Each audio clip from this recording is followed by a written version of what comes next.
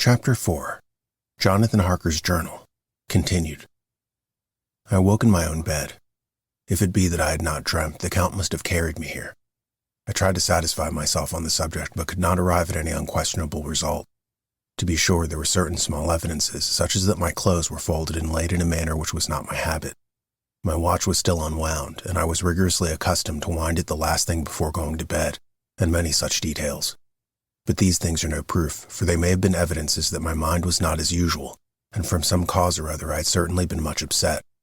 I must watch for proof. Of one thing I am glad. If it was that the Count carried me here and undressed me, he must have been hurried in his task, for my pockets are intact. I am sure this diary would have been a mystery to him, which he would not have brooked. He would have taken or destroyed it. As I look round this room, although to me it had been so full of fear, it is now a sort of sanctuary. For nothing could be more dreadful than those awful women who were, or are, waiting to suck my blood. The 18th of May.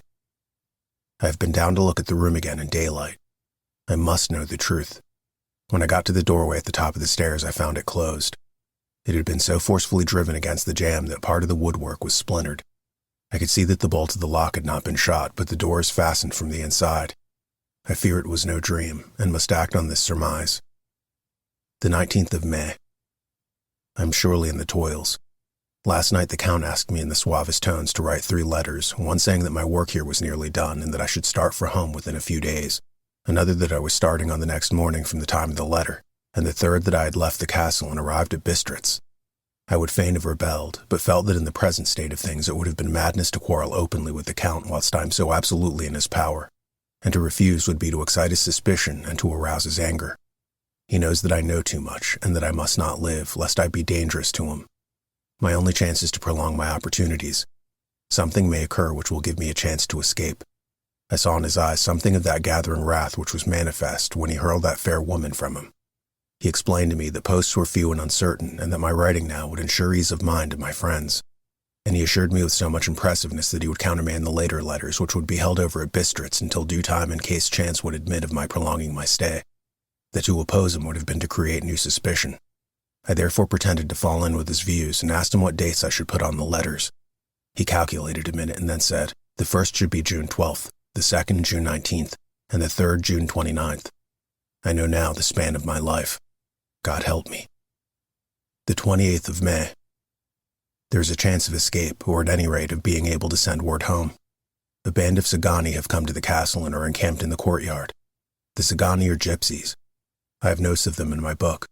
They are peculiar to this part of the world, although allied to ordinary gypsies all the world over. There are thousands of them in Hungary and Transylvania who are almost outside all law. They attach themselves as a rule to some great noble or boyar and call themselves by his name. They are fearless and without religion, save superstition, and they talk only in their own varieties of the Romany tongue. I shall write some letters home, and shall try to get them to have them posted. I have already spoken with them through my window to begin acquaintanceship. They took off their hats and made obeisance and many signs, which, however, I could not understand any more than I could their spoken language. I have written the letters. Mina's is in the shorthand, and I simply asked Mr. Hawkins to communicate with her. To her I have explained my situation, but without the horrors which I may only surmise. It would shock and frighten her to death were I to expose my heart to her. Should the letters not carry, then the Count shall not yet know my secret, or the extent of my knowledge. I threw them through the bars of my window with a piece of gold, and made what sign I could to have them posted. The man who took them pressed them to his heart and bowed, and then put them in his cap. I could do no more. I stole back to the study and began to read. As the Count did not come in, I have written here. The Count has come.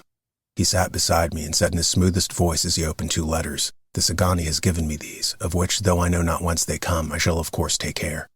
See, he must have looked at it. One is from you, and to my friend Peter Hawkins. The other, here he caught sight of the strange symbols as he opened the envelope, and the dark look came into his face, and his eyes blazed wickedly. The other is a vile thing, an outrage upon friendship and hospitality. It is not signed. Well, so it cannot matter to us. And he calmly held letter and envelope in the flame of the lamp till they were consumed. Then he went on. The letter to Hawkins, that I shall of course send on, since it is yours. Your letters are sacred to me. Your pardon, my friend, that unknowingly I did break the seal. Will you not cover it again? He held out the letter to me, and with a courteous bow handed me a clean envelope. I could only redirect it and hand it to him in silence. When we went out of the room, I could hear the key turn softly. A minute later I went over and tried it, and the door was locked. When an hour or two after, the Count came quietly into the room, his coming awakened me, for I had gone to sleep on the sofa. He was very courteous and very cheery in his manner, and seeing that I had been sleeping, he said, "So, my friend, you were tired? Get to bed. There is the surest rest. I may not have the pleasure to talk tonight, since there are many labors to me, but you will sleep, I pray." I passed to my room and went to bed, and strange to say, slept without dreaming. Despair has its own calms. The 31st of May. This morning when I woke, I thought I would provide myself with some paper and envelopes from my bag and keep them in my pocket, so that I might write in case I get an opportunity. But again a surprise, again a shock. Every scrap of paper was gone, and with it all my notes, my memoranda relating to railroad and travel, my letter of credit, in fact, all that might be useful to me were I outside the castle. I sat and pondered a while, and then some thought occurred to me, and I made search of my portmanteau, and in the wardrobe where I had placed my clothes, the suit in which I had traveled was gone, and also my overcoat and rug. I could find no trace of them anywhere. This looked like some new scheme of villainy. 17th of June. This morning, as I was sitting on the edge of my bed cudgeling my brain, I heard without a cracking of whips and pounding and scraping of horses' feet on the rocky path beyond the courtyard. With joy I hurried to the window and saw drive into the yard 2 great lighter wagons, each drawn by 8 sturdy horses, and at the head of each a Slovak with his wide hat, great nail-studded belts, dirty sheepskin, and high boots. They had also their long staves in hand. I ran to the door, intending to descend and try to join them through the main hall, as I thought that way might be opened for them. Again a shock. My door was fastened on the outside. Then I ran to the window and cried to them. They looked up at me stupidly and pointed, but just then the hetman of the Sagani came out, and seeing them pointing at my window, said something at which they laughed. Henceforth no effort of mine, no piteous cry or agonized entreaty would make them even look at me. They resolutely turned away. The lighter wagons contained great square boxes with handles of thick rope. These were evidently empty by the ease with which the Slovaks handled them, and by their resonance as they were roughly moved. When they were all unlocked and packed in a great heap in one corner of the yard, the Slovaks were given some money by the Sagani, and spitting on it for luck, lazily went each to his horse's head. Shortly afterwards, I heard the cracking of the whips die away in the distance. 24th of June, just before morning. Last night, the Count left me early and locked himself into his own room. As soon as I dared, I ran up the winding stair and looked out of the window, which opened south. I thought I would watch for the Count, for there was something going on. The Sagani are quartered somewhere in the castle and are doing work of some kind. I know it, for now and then I hear a faraway muffled sound as of a mattock and spade, and whatever it is, it must be the end of some ruthless villainy. I had been at the window somewhat less than half an hour when I saw something coming out of the Count's window. I drew back and watched carefully and saw the whole man emerge. It was a new shock to find that he had on the suit of clothes which I had worn whilst traveling here, and slung over his shoulder the terrible bag which I had seen the women take away. There could be no doubt as to his quest, and in my garb too. This then is his new scheme of evil, that he will allow others to see me as they think, so that they may both leave evidence that I have been seen in town or villages posting my own letters, and that any wickedness that he may do shall by the local people be attributed to me. It makes me rage to think that this can go on. And whilst I am shut up here, a veritable prisoner, but without that protection of the law which is even a criminal's right and consolation. I thought I would watch for the Count's return, and for a long time sat doggedly at the window. Then I began to notice that there were some quaint little specks floating in the rays of the moonlight. They were like the tiniest grains of dust, and they whirled round and gathered in clusters in a nebulous sort of way. I watched them with a sense of soothing, and a sort of calm stole over me. I leaned back in the embrasure in a more comfortable position so that I could enjoy more fully the aerial gambling. Something made me start up, a low, piteous howling of dogs somewhere far below in the valley which was hidden from my sight. Louder it seemed to ring in my ears, and the floating motes of dust to take new shapes to the sound as they danced in the moonlight. I felt myself struggling to awake to some call of my instincts. Nay, my very soul was struggling, and my half-remembered sensibilities were striving to answer the call. I was becoming hypnotized. Quicker and quicker danced the dust. The moonbeams seemed to quiver as they went by me into a mass of gloom beyond. More and more they gathered till they seemed to take dim phantom shapes. And then I started, broad awake and in full possession of my senses, and ran screaming from the place. The phantom shapes, which were becoming gradually materialized from the moonbeams, were those of the 3 ghostly women to whom I was doomed. I fled, and felt somewhat safer in my own room where there was no moonlight and where the lamp was burning brightly. When a couple of hours had passed, I heard something stirring in the Count's room, something like a sharp wail quickly suppressed. And then there was silence, deep, awful silence, which chilled me. With a beating heart, I tried the door, but I was locked in my prison and could do nothing. I sat down and simply cried. As I sat, I heard a sound in the courtyard without, the agonized cry of a woman. I rushed to the window and, throwing it up, peered out between the bars. There indeed was a woman with disheveled hair, holding her hands over her heart as one distressed with running. She was leaning against a corner of the gateway. When she saw my face at the window, she threw herself forward and shouted in a voice laden with menace, "Monster, give me my child." She threw herself on her knees and, raising up her hands, cried the same words in tones which wrung my heart. Then she tore her hair and beat her breast and abandoned herself to all violences of extravagant emotion. Finally, she threw herself forward, and though I could not see her, I could hear the beating of her naked hands against the door. Somewhere high overhead, probably on the tower, I heard the voice of the Count calling in his harsh metallic whisper. His call seemed to be answered from far and wide by the howling of wolves. Before many minutes had passed, a pack of them poured, like a pent-up dam when liberated, through the wide entrance into the courtyard. There was no cry from the woman, and the howling of the wolves was but short. Before long they streamed away singly, licking their lips. I could not pity her, for I knew now what had become of her child, and she was better dead. What shall I do? What can I do? How can I escape from this dreadful thing of night and gloom and fear? The 25th of June. Morning. No man knows till he has suffered from the night how sweet and how dear to his heart and eye the morning can be. When the sun grew so high this morning that it struck the top of the great gateway opposite my window, the high spot which it touched seemed to me as if the dove from the ark had lighted there. My fear fell from me as if it had been a vaporous garment which dissolved in the warmth. I must take action of some sort whilst the courage of the day is upon me. Last night one of my post-dated letters went to post, the first of that fatal series which is to blot out the very traces of my existence from the earth. Let me not think of it. Action. It has always been at night time that I have been molested or threatened or in some way in danger or in fear. I have not yet seen the Count in the daylight. Can it be that he sleeps when others wake, that he may be awake whilst they sleep? If I could only get into his room. But there is no possible way. The door is always locked, no way for me. Yes, there is a way if one dares to take it. Where his body is gone, why may not another body go? I've seen him myself crawl from his window. Why should not I imitate him and go in by his window? The chances are desperate, but my need is more desperate still. I shall risk it. At the worst, it can only be death. And a man's death is not a calf's, and the dreaded hereafter may still be open to me. God help me in my task. Goodbye, Mina, if I fail. Goodbye, my faithful friend and second father. Goodbye all, and last of all, Mina. Same day, later. I have made the effort, and God helping me, have come safely back to this room. I must put down every detail in order. I went whilst my courage was fresh straight to the window on the south side, and at once got outside on the narrow ledge of stone which runs around the building on this side. The stones are big and roughly cut, and the mortar has by process of time been washed away between them. I took off my boots and ventured out on the desperate way. I looked down once so as to make sure that a sudden glimpse of the awful depth would not overcome me, but after that kept my eyes away from it. I knew pretty well the direction and distance of the Count's window and made for it as well as I could. Having regarded the opportunities available, I did not feel dizzy. I suppose I was too excited, and the time seemed ridiculously short till I found myself standing on the windowsill and trying to raise up the sash. I was filled with agitation, however, when I bent down and slid feet foremost in through the window. Then I looked around for the Count, but with surprising gladness made a discovery. The room was empty. It was barely furnished with odd things which seemed to have never been used.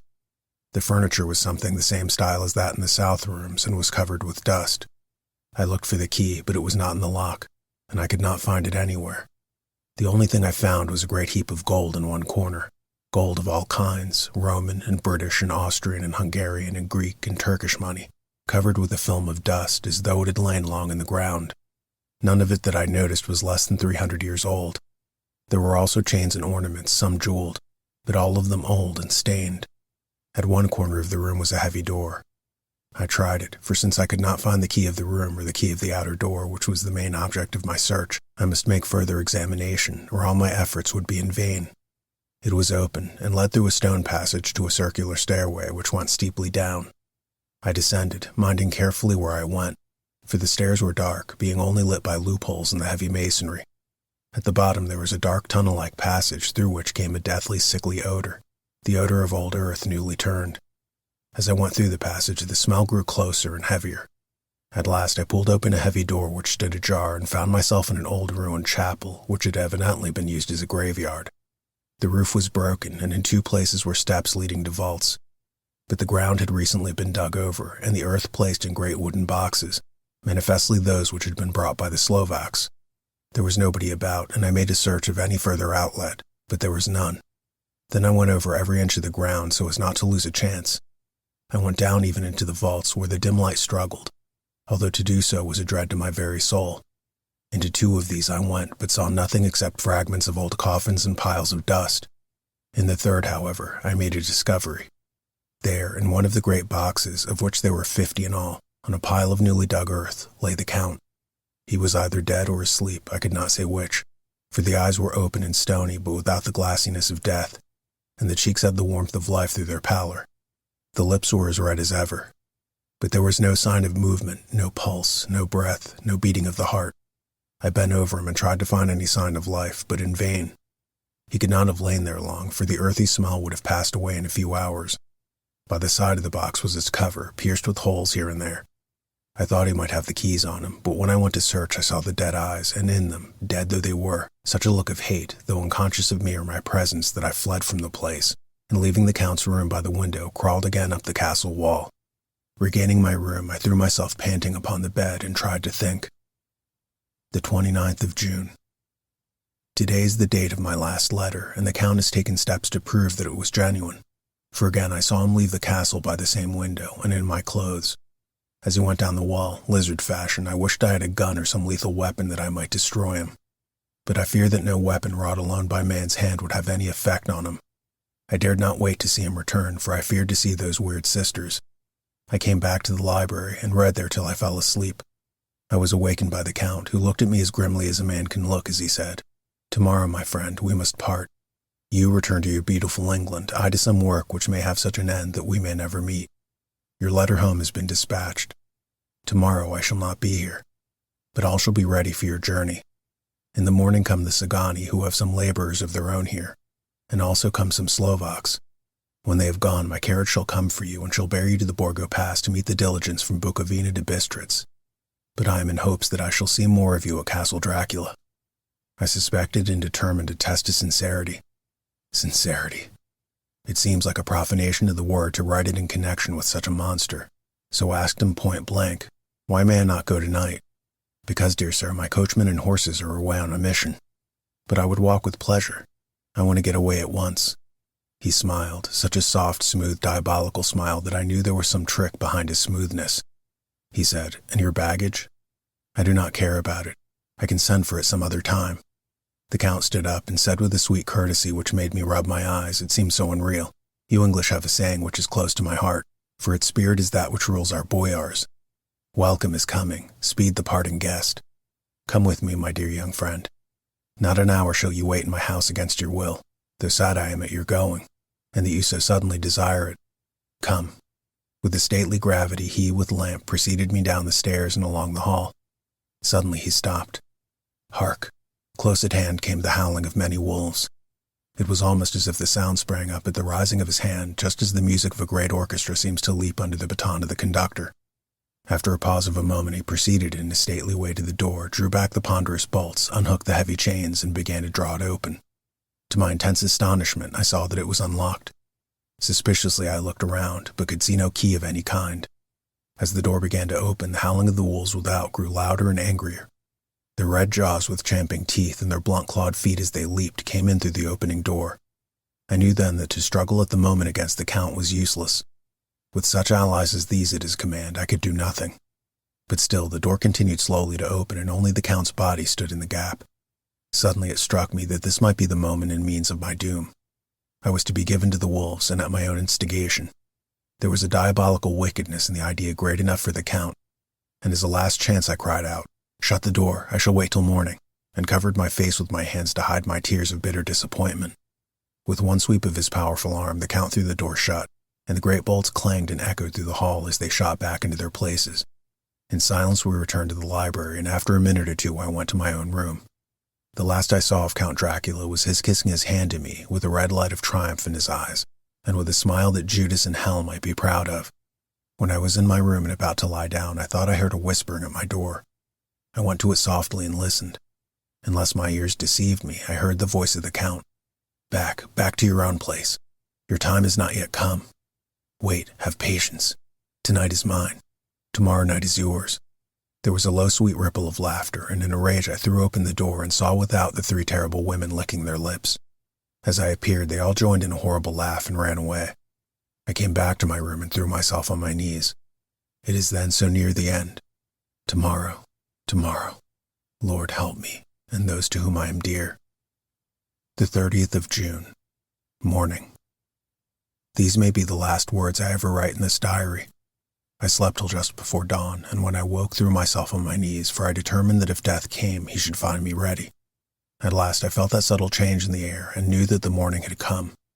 Then came the welcome cockcrow, and I felt that I was safe. With a glad heart I opened my door and ran down to the hall. I had seen that the door was unlocked, and now escape was before me.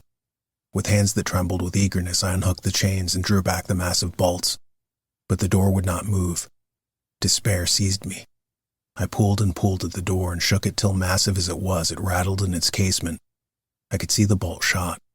It had been locked after I left the Count.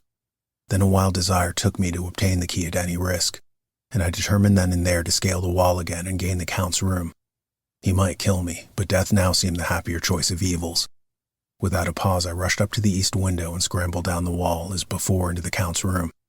It was empty, but that was as I expected. I could not see a key anywhere, but the heap of gold remained. I went through the door in the corner and down the winding stair and along the dark passage to the old chapel. I knew now well enough where to find the monster I sought. The great box was in the same place, close against the wall, but the lid was on it, not fastened down, but with the nails ready in their places to be hammered home. I knew I must reach the body for the key, so I raised the lid and laid it back against the wall, and then I saw something which filled my very soul with horror.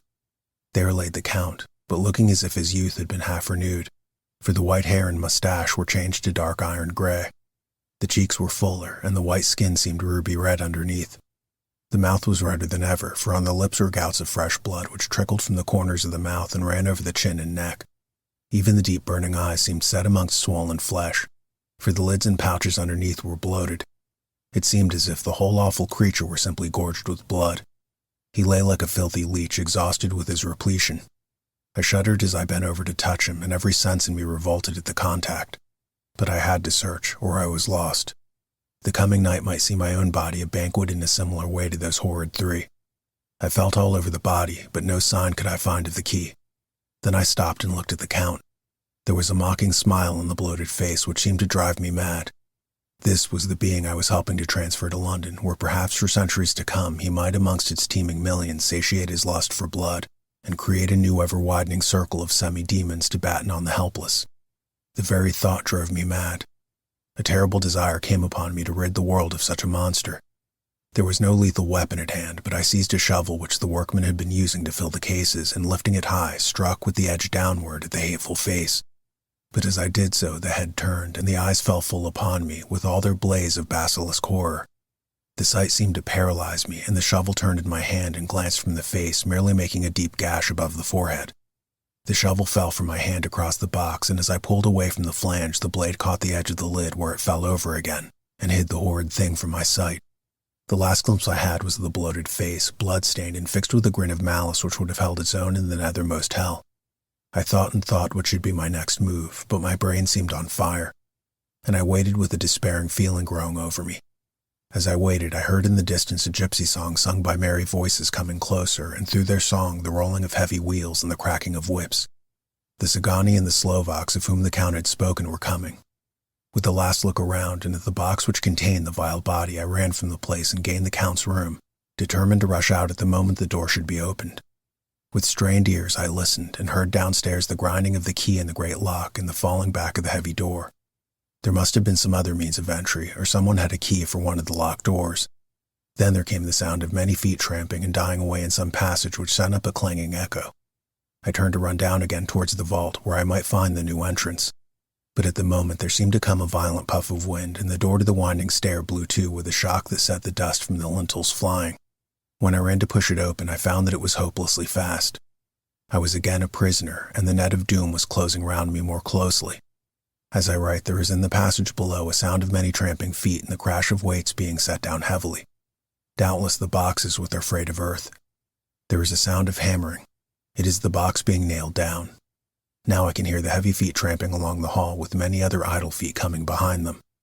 The door is shut and the chains rattle. There is a grinding of a key in the lock. I can hear the key withdraw. Then another door opens and shuts. I hear the creaking of lock and bolt. Hark! In the courtyard and down the rocky way, the roll of heavy wheels, the crack of whips, and the chorus of the Sagani as they pass into the distance. I am alone in the castle with those awful women. Faugh! Mina is a woman, and there is naught in common. They are devils of the pit. I shall not remain alone with them. I shall try to scale the castle wall farther than I have yet attempted. I shall take some of the gold with me, lest I want it later. I may find a way from this dreadful place, and then away for home, away to the quickest and nearest train, away from this cursed spot, from this cursed land, where the devil and his children still walk with earthly feet. At least God's mercy is better than that of these monsters, and the precipice is steep and high. At its foot a man may sleep, as a man. Goodbye all. Mina.